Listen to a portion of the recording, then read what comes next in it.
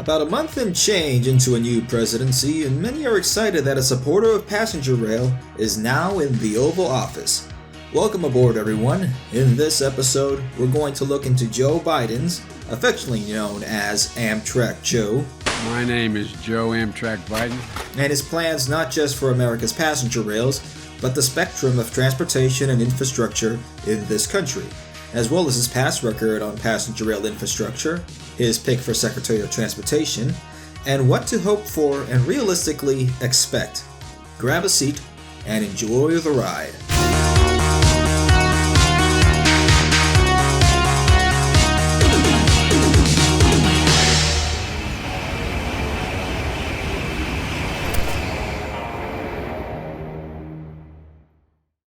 The year is turning out to be quite the cluster. Well, let's face it, the whole decade is going to be one, so strap in. Brace yourself. But when you've had the shaman of a psychological operation become the Senate Majority Leader, thousands of troops in DC for the strangest inauguration in our history, both Reddit and 4chan teaming up together to raise up game stocks, and Texas absolutely freezing over? Guys, this was just the first bit of 2021. But we do have a bit of good news. Joe Biden! Okay, look. At least the election is over, and who is going to be in the White House is way done and over with. And we can get back to work. I hope. Joseph Robinette Biden, now 46th President of the United States, is affectionately known as Amtrak Joe in the transportation circle, mainly due to lifelong support and use of Amtrak. When he was elected senator back in 1973, Joe would frequently take Amtrak's Northeast Corridor trains to and from his work in DC and his home in Wilmington, Delaware, commuting a total of 4 hours daily to take care of work and his young sons at the time, one of whom would grow up to be vice chairman of Amtrak for a time. I think we know the one who I'm talking about. Joe rode Amtrak for more than 30 years in his Senate career to be back home with his family. That's dedication. Throughout, he has always supported Amtrak through bills, supporting funding for passenger rail and infrastructure upgrades, like the Railroad Rehabilitation and Improvement Financing Program bill he assisted in forwarding. During his vice presidency under Barack Obama, he announced a $2.5 billion federal loan program to help Amtrak pay for new upgrades and new trains, including the upcoming Avalia train sets set to roll along this year. Now, I think it's kind of interesting that he was able to go ahead and pass this through and become president at the same time Avalia is about to be up for public passenger rail service, but I just thought that was interesting. Oh, and the station in Wilmington, Delaware is also named after him. Bruh. Gotta say, it's pretty cool to go back home to a station with your name literally on it. Hey, why are you sitting there? Because it's my station? Oh, really? Is your name on? Whoa. Ah, well, shoot. Well, first time that actually didn't work. Joe Biden's run for president. No, not that one. No, not that one. Yes, this one. He states on sparking the second great railroad revolution. Okay, alright. I can definitely get on board with that one. One of these days I'm just gonna make a counter where you all drink a shot every time I say a railroad pun, and then I'll have no more subscribers because they all died from liver poisoning. That's actually a terrible idea. Sparking the second great railroad revolution. 1865. Will commence again if you try to take off Railroads. Biden will make sure America has the cleanest, safest, and fastest rail system in the world, for both passengers and freight. His rail revolution will reduce pollution, connect workers to good union jobs, slash commute times, and spur investment in communities that will now be better linked to major metropolitan areas. To speed that work, Biden will tap existing federal grant and loan programs at the U.S. Department of Transportation and improve and streamline the loan process. In addition, Biden will work with Amtrak and private freight rail companies to further electrify the rail system, reducing diesel fuel emissions with liberty and justice for all. Okay, that last part I added in, but there's a lot to that, and of course, including the expansion of light rail networks and other transit infrastructure that went really big in 2020. It goes to show that yes, most Americans do jive with rail transportation. Of course, Joe is not going to wave a magic wand by himself and we're in France all of a sudden. Baguettes, baguettes. He's got some help. Announcing Pete Butti-giege, former mayor of South Bend, Indiana, to become Secretary of Transportation, replacing, okay, we can all boo at this one, Elaine Chao, who did basically nothing to promote passenger rail, withheld funds already approved for both parties, and married to a cocaine turtle. Thank God it's not a Florida thing, this time. Quite progressive. I mean, she's for interspecies marriage, hard drugs, and literal pipe dreams. Congratulations on the selection of Tucker County, West Virginia, as a location of the new Hyperloop Certification Center. This wave of innovation also includes drones, electric cars, autonomous vehicles, reusable rockets, and quieter supersonic aircraft. Alright, I think we're all in agreement. Into the trash it goes. As for Bota-geg-geg. Boot-egg? Butt-egg-egg? Bota-geg-geg. Butt-egg-egg. Butt gang? Butt gang? Yeah. Pete. I'm just gonna call him Pete. Pete, on the other hand, has actually supported transit in the past.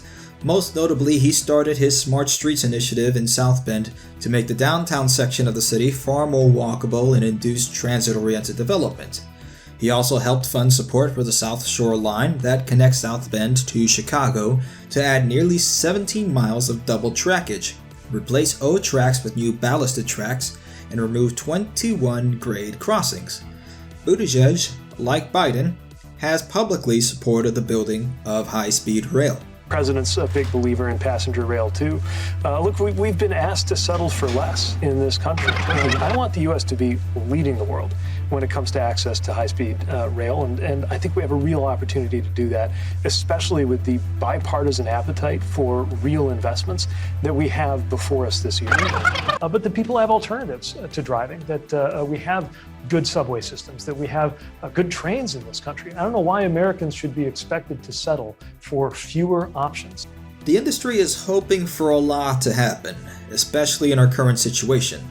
Among other promises of the Biden administration, they are looking to keep two-person crews on freight trains, which has been a contention point between the Federal Railroad Administration and Association of American Railroads versus unions like the Brotherhood of Locomotive Engineers and Trainment, AFL-CIO, and states such as California, Oregon, and Washington.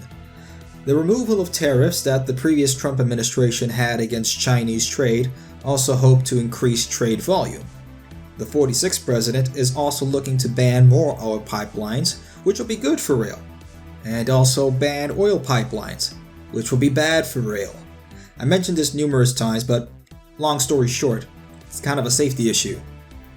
Anyway, the completion of California's high-speed rail is also another top priority, hopefully within this century as the project enters construction under a third US president. However, the biggest opportunity for the Biden administration, and one that we can realistically hope that will actually happen, is the Gateway Tunnel project in the heart of America's busiest corridor, New York City in the Northeast Corridor. The project aims to increase traffic flow and repair the tunnel to Penn Station, which, apart from being over 110 years old, still has extensive damage from Hurricane Sandy from close to, 10 years ago. This would probably be the best and most realistic point of success for a rail-focused Biden administration, and if he were able to get this done during his administration, it would be a big step forward for rail in the United States. We already mentioned that Amtrak has introduced Stephen Gardner as CEO of America's Passenger Railroad, who will have a good working relationship with Amtrak Joe. Check this video out to learn more. Good things have been happening across the spectrum, so the optimism to keep the momentum going has been Greater than ever before. And this is where I'm going to have to inject a little reality. Despite all the good, there are some criticism that some do fairly point out about Joe Biden, and well, politicians in general, especially some of those first-time politicians that become president first time around. Let's go back to better times, when Halo 3 was still the latest Halo, and still is the best at this time. The internet was still a great place, before the normies invaded on their mobile phones, and mumble rap never left the ninth circle of hell. One area in which we can make investments with impact both immediate and lasting is in America's infrastructure. Most sweeping investment in our infrastructure since President Eisenhower built the interstate highway system in the 1950s. Under budget, we're ahead of schedule. What we're talking about is a vision for high-speed rail in America. And that's why today, with the help of Secretary LaHood and Vice President Biden, America's #1 rail fan, I've been told, I'm announcing my administration's efforts to transform travel in America with an historic investment in high-speed rail. So over the last 2 years, we've begun rebuilding for the 21st century, a project that has meant thousands of good jobs for the hard-hit construction industry. And tonight I'm proposing that we redouble those efforts and pick projects based what's best for the economy, not politicians. Within 25 years, our goal is to give 80% of Americans access to high-speed rail. And what resulted was basically a couple of $1 billion. But I'm not done yet! Let's go back a little closer in time, when things were just starting to get a little weird. Hillary barked, and Fifth Harmony predicted what we'd all be doing 4 years later. Ding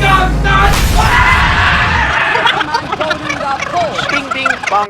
You go to China, they have trains that go 300 miles an hour. We have trains that go chug, chug, chug, and then they have to stop because the track split, right? They have trains that go 300 miles an hour. They have trains, Japan, China, a lot of countries. We're like third world. You go to our airports, you go to LaGuardia, you land and you go to Dubai, and you go to Qatar. And they have railroad trains that go 350 miles an hour, and we have things that go chug, chug, chug, like from 100 years ago. I'm calling on all Democrats and Republicans to join together, if that's possible, in the great rebuilding of America. As we rebuild our industries, it is also time to rebuild our crumbling infrastructure. We will build gleaming new roads, bridges, highways, railways, and waterways all across our land. And we will do it with American heart, American hands, and American grit. And what resulted were some cut regulations and a fence. And the future's going to be beautiful, and the future's going to be bright. The point is this, children. Politicians from both sides always promise us wheelbarrows of goodies, but usually results in a handful of goodies, if we're lucky. Now, this isn't news to the grown-ups, but for children and the children at mind, yeah, welcome to politics. We're at a similar time in 2008 where Biden now has both the House and the Senate, and fair to say, the courts too. If there's a time to pressure the administration to go ham on all their promises, the time is now. Many on both sides of the aisle have a point. Biden has been into politics for 48 years. About as long as Amtrak has been around, which, by the way, happy 50th anniversary, Amtrak! Hopefully the Sanford station has caught on. During the Democratic debates, many vehemently criticized that Biden doesn't really have much on his record, and maybe not much more since, well, he is the oldest president in our history. Yes, the party who doesn't want old white guys voted the whitest and oldest guy they could find. I mean, it had to be said. But I can't guarantee you, it probably won't be that much longer.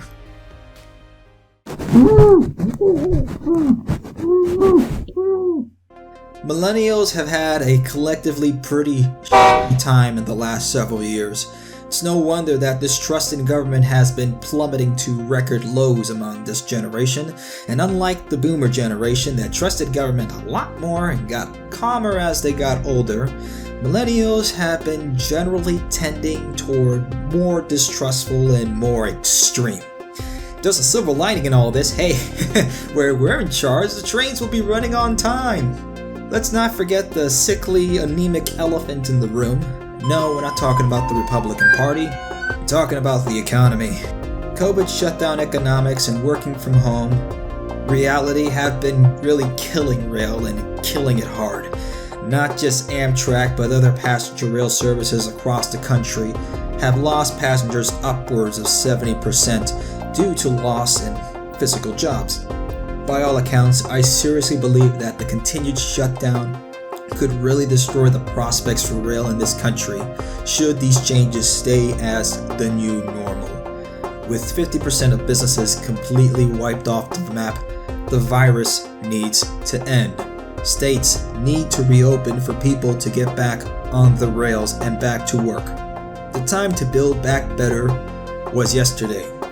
Joe Biden's vision for America in transportation is a sound one, and hey, I do support it, especially in revolutionizing municipal transit networks.